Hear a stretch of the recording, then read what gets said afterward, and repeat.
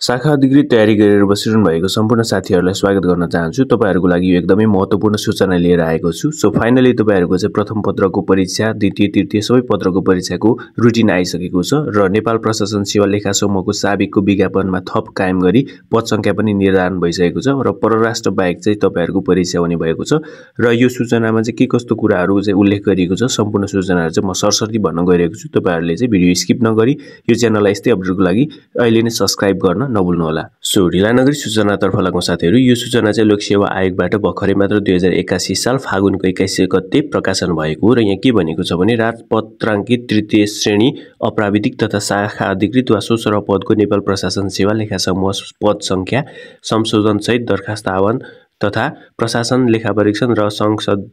संघीय संसद सेवातर्फ परीक्षा कार्यक्रम निर्धारण गरेको सूचना भनेको छ र सम्मानित उच्च अदालत पाटनबाट रिट यतिका सम्बन्धमा जारी भएका आदेश कार्यान्वयनको सिलसिलामा आयोगबाट यस पूर्ण स्थगित गरिएको संयुक्त र एकीकृत परीक्षा प्रणाली अन्तर्गत नेपाल प्रशासन सेवा लेखा समूहमा पद संख्या थप सहित दरखास्त आह्वान र प्रशासन सेवा लेखा परीक्षण सेवा र संघीय संसद सेवाका राजपत्र अंकित तृतीय श्रेणी अप्राविधिक शाखा अधिकृत वा सोसर पदको परीक्षा कार्यक्रम निर्धारण गर्ने गरी आयोगबाट मिति 2011 महिना 19 गते देहाय बमोजिमको निर्णय भएकोले सम्बन्धित सबैलाई जानकारीको लागि यो सूचना प्रकाशन गरिएको छ भनेको छ। लेखा शाखामा चाहिँ तपाईहरुको पद संशोधन भएको छ र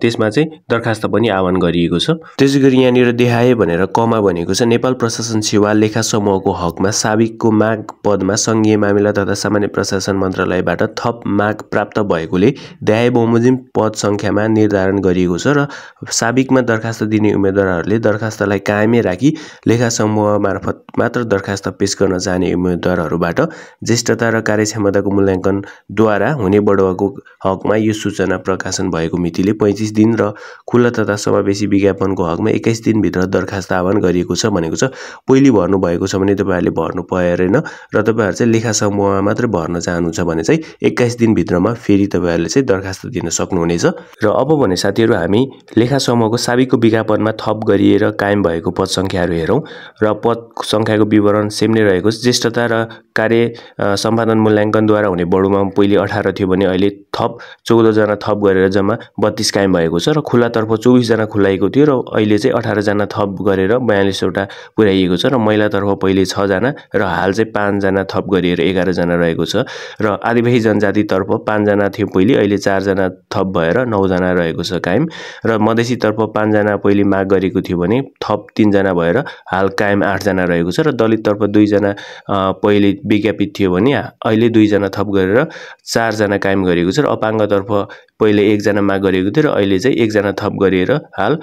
2 जना कायम भएको छ र पिछाडीको क्षेत्रतर्फ चाहिँ पहिले 1 जना थियो र हाल पनि 1 जना नै रहेको छ र यो चाहिँ थप भए पश्चात हालको कुल पद संख्या रहेको छ तपाईहरुले हेर्न सक्नुहुन्छ। त्यसैगरी ख नम्बरमा के भनेको छ भने दरखास्त पेश गर्ने प्रयोजनको लागि उम्मेदवारको शैक्षिक योग्यता उमेर अनुभव लगायतका अन्य शर्तहरू साबिकको विज्ञापनमा उल्लेख भए बमोजिम नै हुनेछ।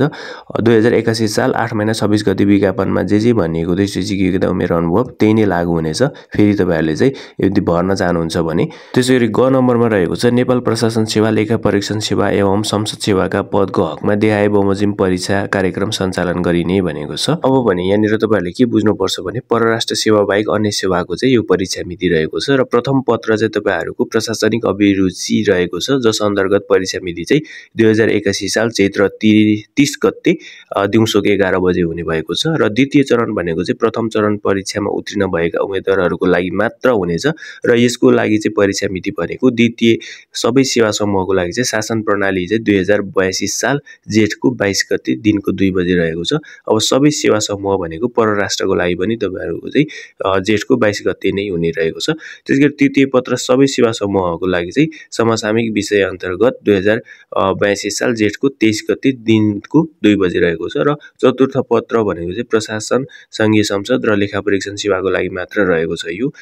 सेवा समूह सम्बन्धी र 2082 साल जेठको 24 गते दिनको 2 बजे परीक्षा हुने भएको छ। र घ नम्बरमा के भनेको छ भने नेपाल परराष्ट्र सेवाको हकमा सम्मान सम्मानित सर्वोच्च अदालतबाट रिट यतिमा भएको अन्तरिम आदेश बमोजिम सम्मानित अदालतबाट रिटको टुङ्गो लागेको बखत सोही बमोजिम हुने र हाललाई सम्पूर्ण परीक्षा कार्यक्रम स्थगन गरिएको छ भनेको छ। नेपाल परराष्ट्रको हकमा भने अन्तरिम आदेश नआएसम्म परीक्षाहरू स्थगन गरिएको छ। र तपाईलाई यो अपडेट कस्तो लाग्यो? अपडेट राम्रो लागेमा तपाईहरुले चाहिँ यो च्यानललाई सब्स्क्राइब गर्नु होला। त्यसैगरी हाम्रो फेसबुक पेज यहाँ देखाइरहेको छ, यो लिंक भिडियोको डिस्क्रिप्सनमा पनि छ, यहाँ पनि तपाईहरुले लाइक गर्नु होला। हाम्रो फेसबुक ग्रुप छ, त्यहाँ पनि तपाईहरु जोइन हुनु होला। त्यहाँनिर चाहिँ यस्तै जब भ्याकेन्सीको अपडेटहरु आइरहनेछ।